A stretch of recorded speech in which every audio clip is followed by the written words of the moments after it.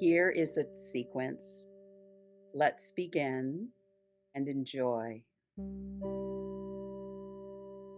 We're gonna go and just lie on the floor with the knees bent for a minute and then slowly slide both feet out so there's a little space between the heels.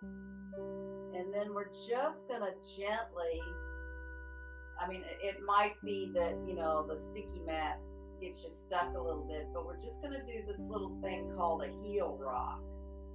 And it's really about moving through the spine here where you've got the heels connected into the sits bones, then there's your sacrum on the floor connecting into your shoulder blades. It's like three triangles, and then the third triangle is your shoulder to your sit bones.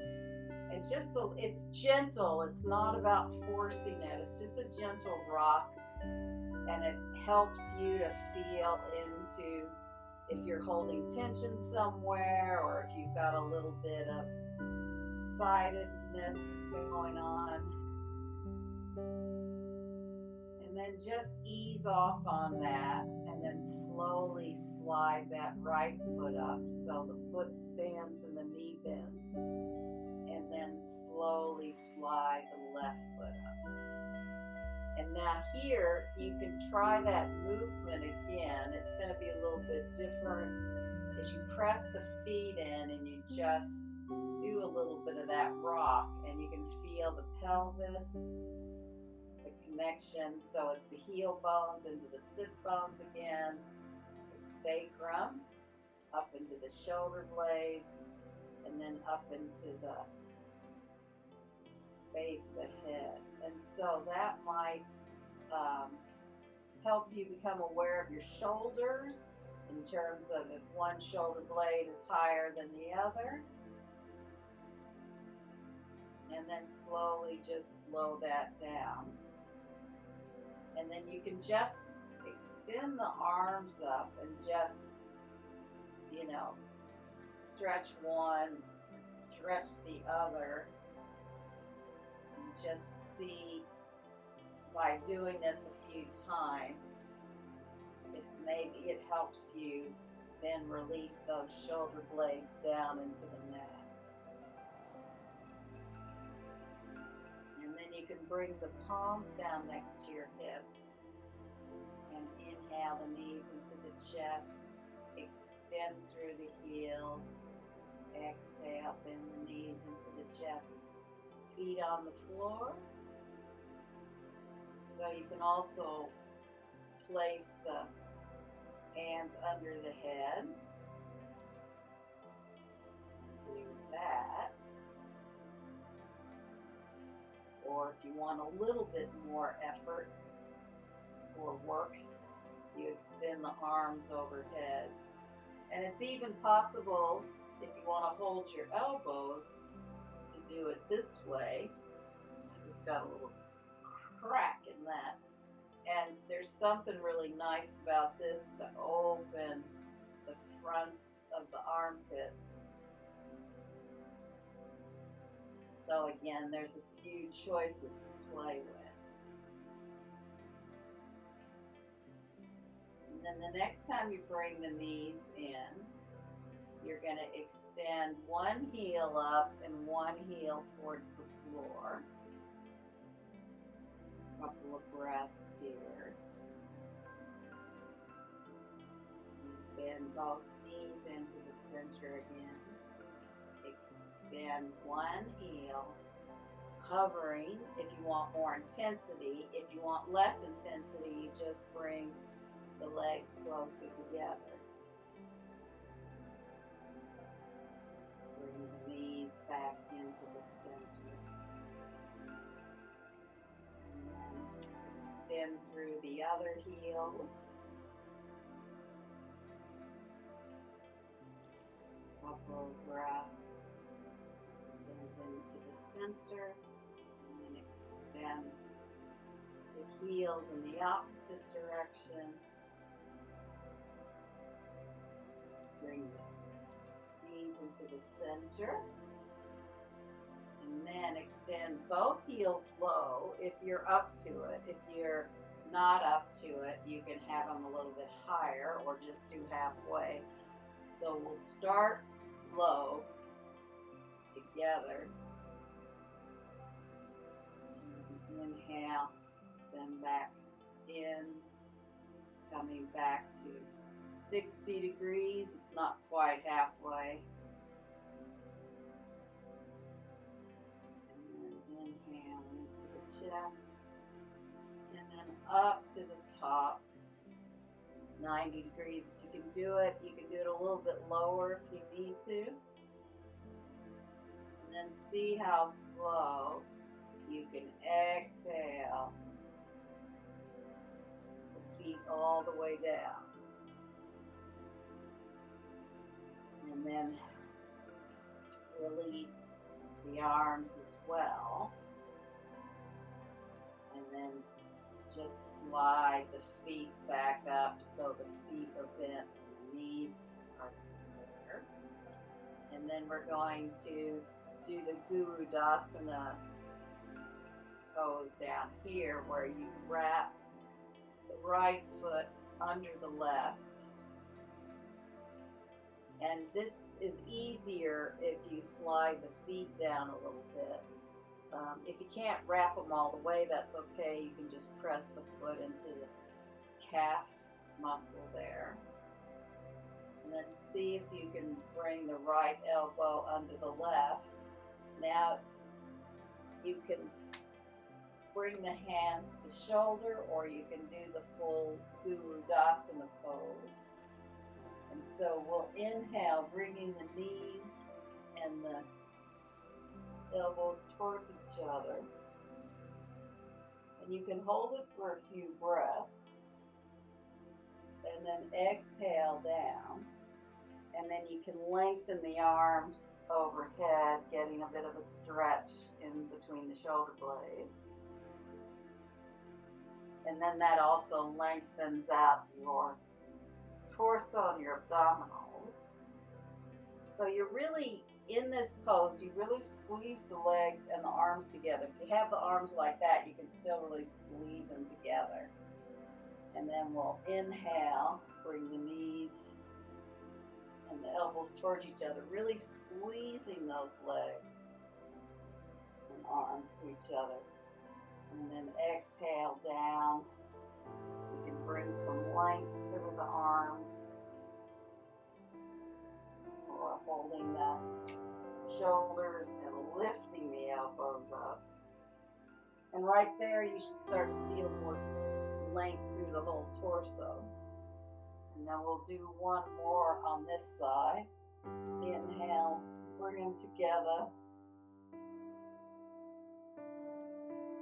And exhale, extend. And release that side.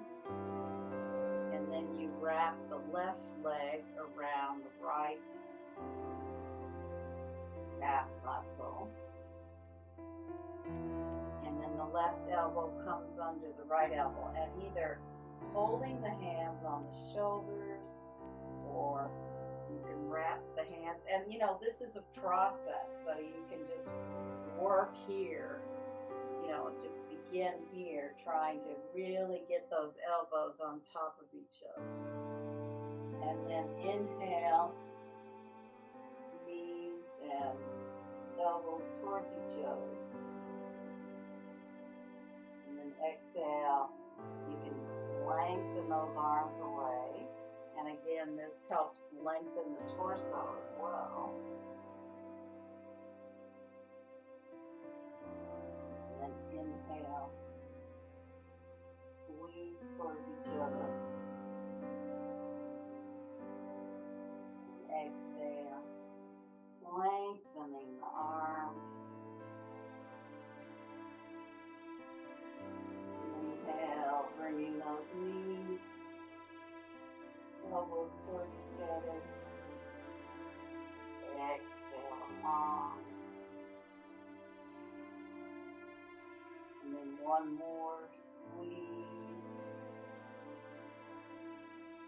And release it all. Bring that foot back. want to, you can press it and just shake out the middle body, the hips.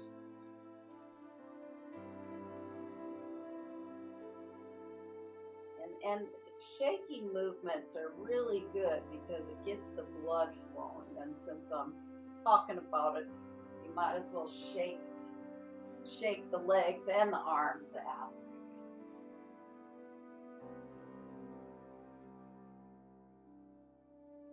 And then roll to your side and come on into all fours. And then we'll do a little bit of rounding into cat tilt.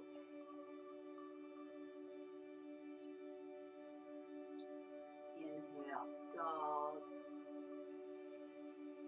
Exhale to cat.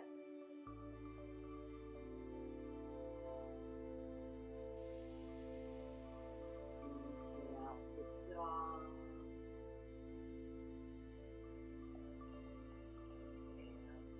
Cat.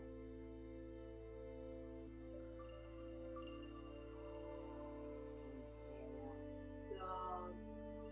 And then you come into neutral and you begin to swing that right knee towards the forehead and just come more forward. Swing it in and lengthen it long so you're not really muscling here. Now, if you want more work in this pose, you can extend the front arm and bring that in. But just make sure that you're well balanced.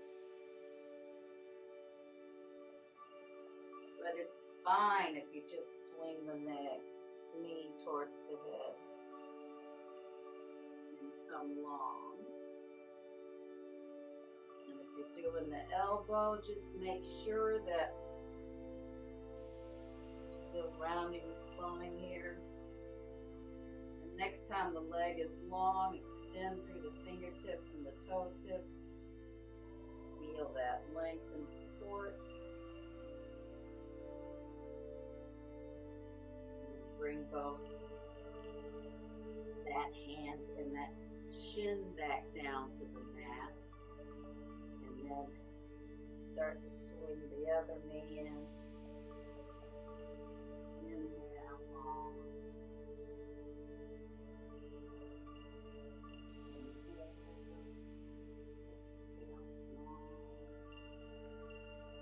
Again, if you feel like you want more, you can bring the opposite elbow in, extending long to the fingertips.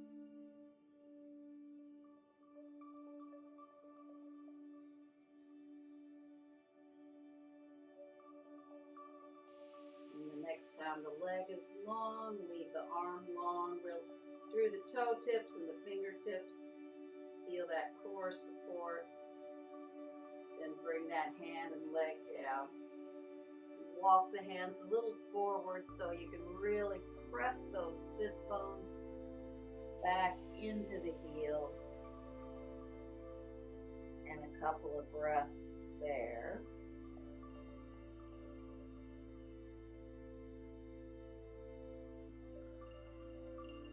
And then from here, keep the palms down and see if you can really bring the forearms down so you're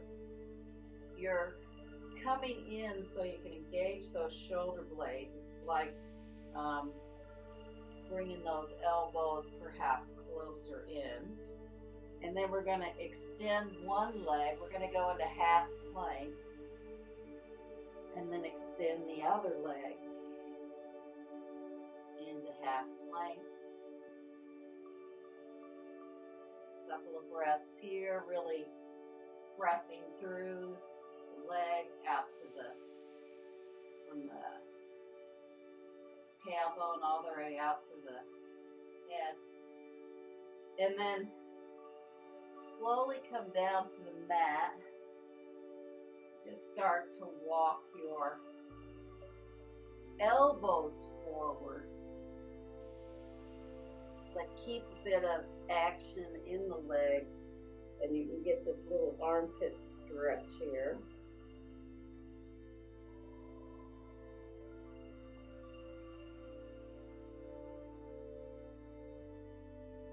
And then slowly take the arms around to your side. Slowly lift the legs and come into just a little Salambhasana, a little baby back bend. And then release that and bring those forearms here again. Come up onto the knees. So you're really trying to press the wrists down. Ever since I broke that left wrist, it's hard for me to get either of them down at this point. I used to be able to get the left one down. Now, if you can remember which leg you extended first last time, extend the other leg back, and then the other one to meet it, coming into half plank. Couple of breaths here.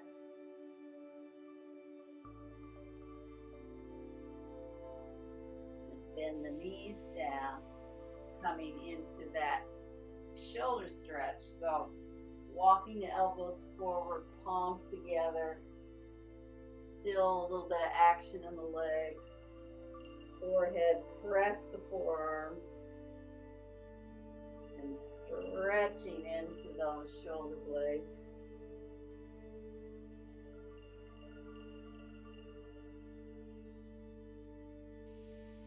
And then circle the arms into a Salambhasana pose. Feet up, chest up, head up. And then hands down and come back into, again, big toes together, knees wide. It's nice to walk the hands forward and really get that stretch as you press those sit bones back towards the heels.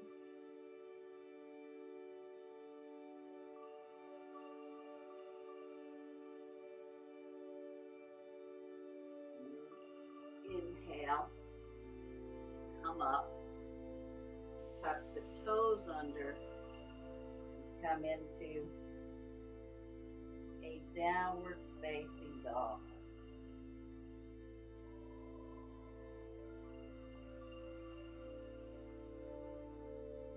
And imagine if I was with you, I would come around with the belt under the front thighs and I would give you a lift so your sit bones go up to the ceiling more. Really press the hands down.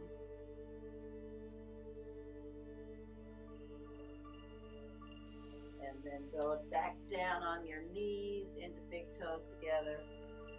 Knees wide, bringing those sit bones back.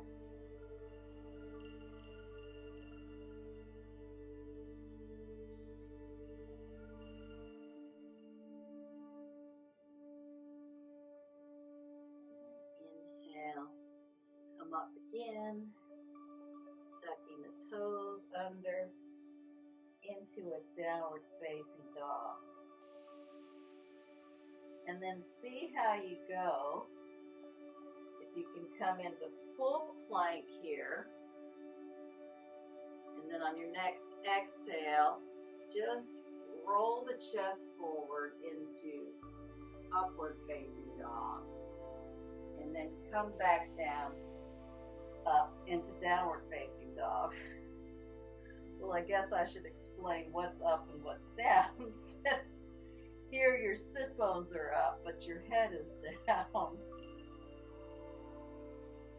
And if you're feeling okay in this pose, you can again inhale into plank. So you're really using the legs here. Exhale there. Inhale to upward facing. And then exhale into downward facing.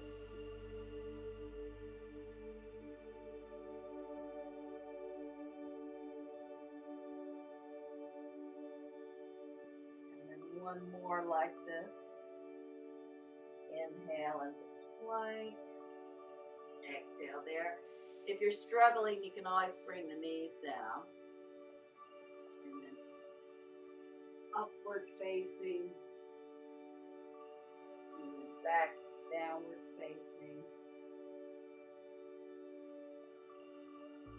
And from here, see if you can bring that right foot between your hands. Really stay deeply in that lunge. And then see if you can slowly raise the upper body up into Warrior One, Virabhadrasana 1, or Warrior One.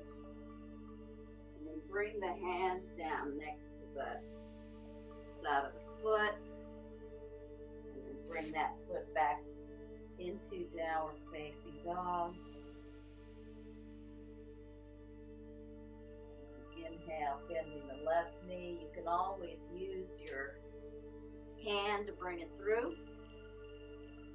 And then here you want to really press into the heels in particular. Find that stability in the legs so you can raise the upper body into Warrior One.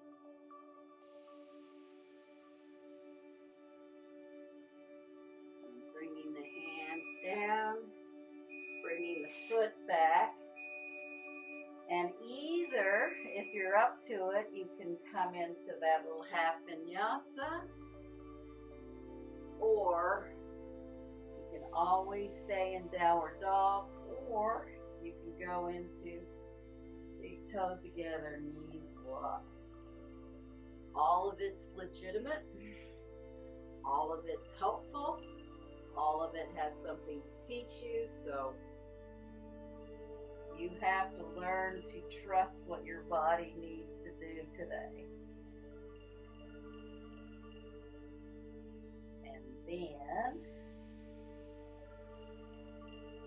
bending that right knee again from downward dog between the hands. This time you're going to pivot and put that back heel on the floor. And again, you're really going to press into both heels here as you inhale and bring the upper body up into Virabhadrasana 2, Warrior 2 pose. You can look at the back hand, make sure the arm isn't flopping, and then look at the front hand. And then it's really nice to come out of this pose by windmilling the back arm. Then pivoting that foot, and then bringing the right foot back into downward facing, and then bending the left leg, bringing it through the hands, and then placing that right heel on the floor, and then really pressing through the heels and also the balls of the feet. But if you focus on the heels, that's going to help connect you into the sit bones. And then raise that upper body up into Virabhadrasana 2. You can look at the back hand, you can look at the front hand.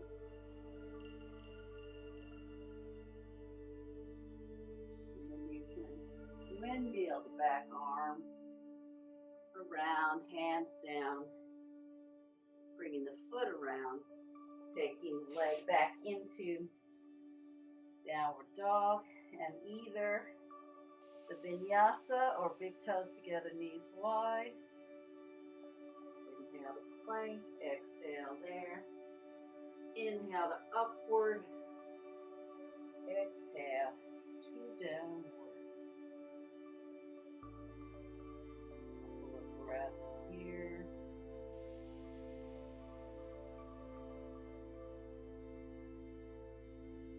And then bending at the right knee, bringing it through, placing that heel down. And this time you're going to straighten the front leg and unfurl the arm up like a fern into triangle pose. Utthita Trikonasana, extended triangle pose. And then coming out, you start bending that front leg, hands down next to the foot, pivoting that heel up, and bringing that foot back into a downward facing dog. Bending the left leg, bringing it between your hands, pivoting the right foot down, and then slowly straighten the leg, unfurl the top arm like a fern, extended triangle pose, Utthita Trikonasana.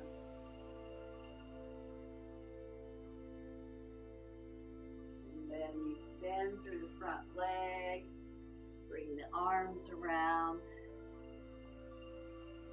bring the foot back into downward facing. So again, you can stay in downward facing or plank, exhale there, upward facing, downward facing, or big toes together, knees one. And then we'll all come down into big toes together, knees wide for a couple of breaths.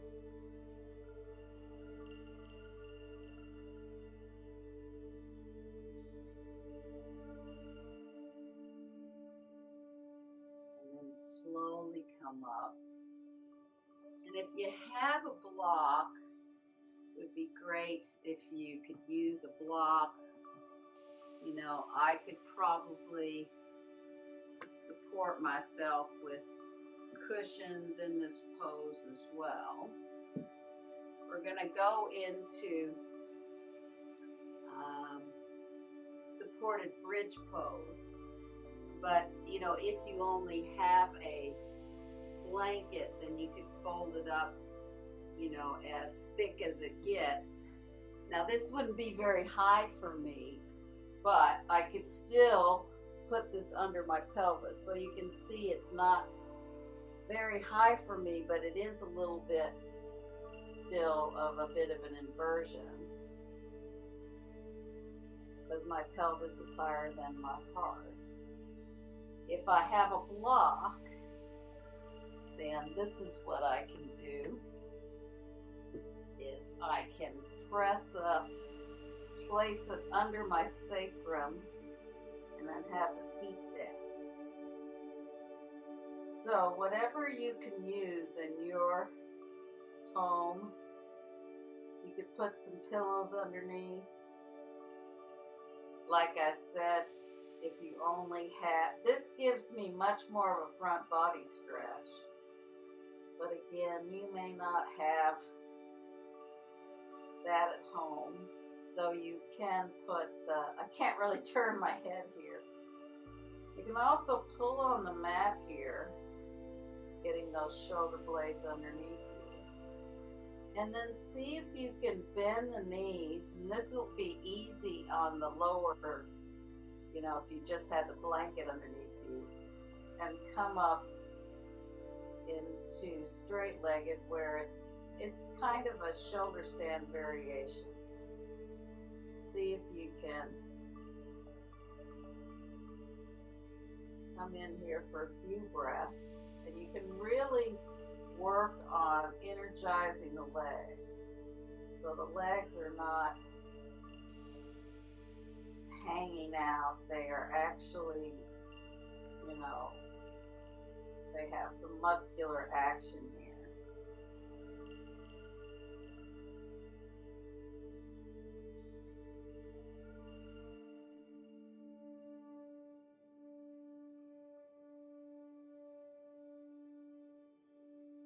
And then slowly bend the knee and see if you can place them back down to the floor in bridge pose.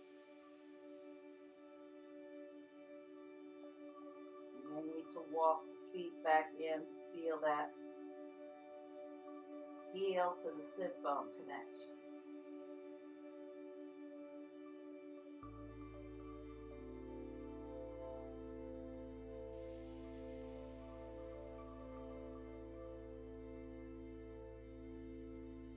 And then press up on the feet and slowly roll back the spine.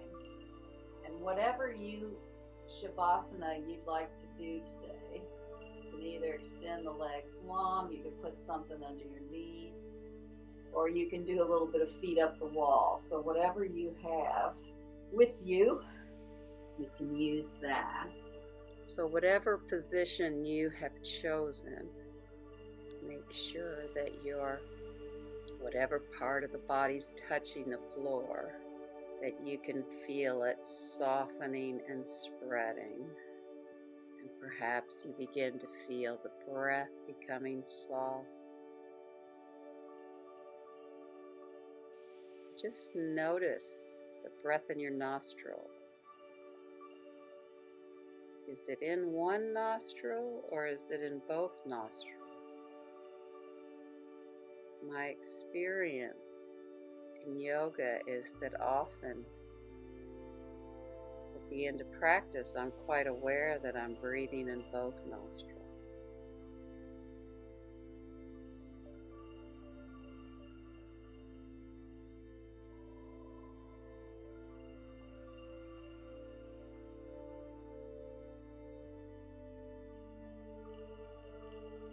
And see if you can allow the body to become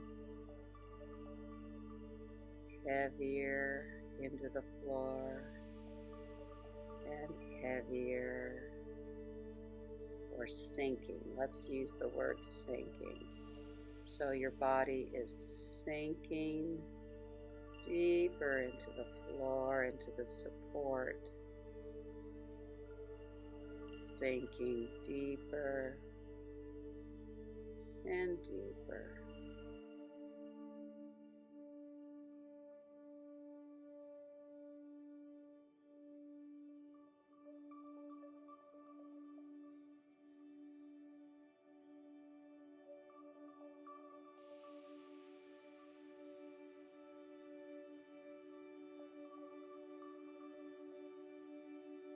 See if you can feel your face sinking deeper into the back of the head, sinking deeper and deeper.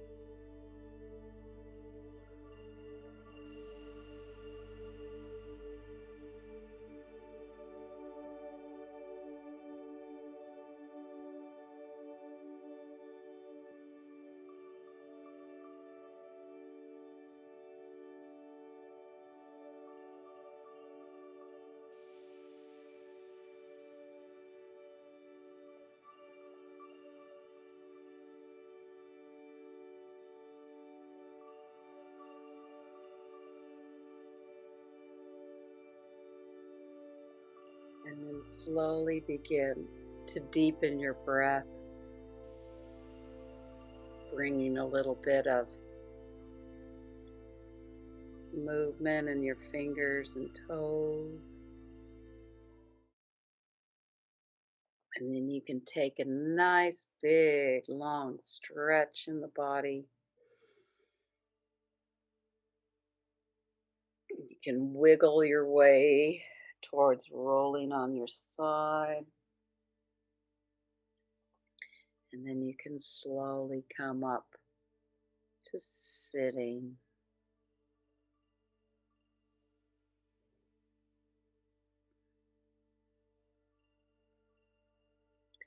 And remember that each breath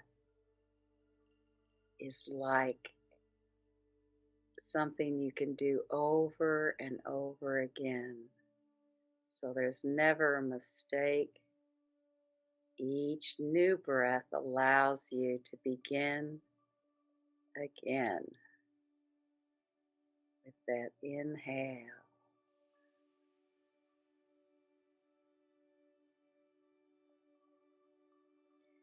And thanks for being here, and namaste.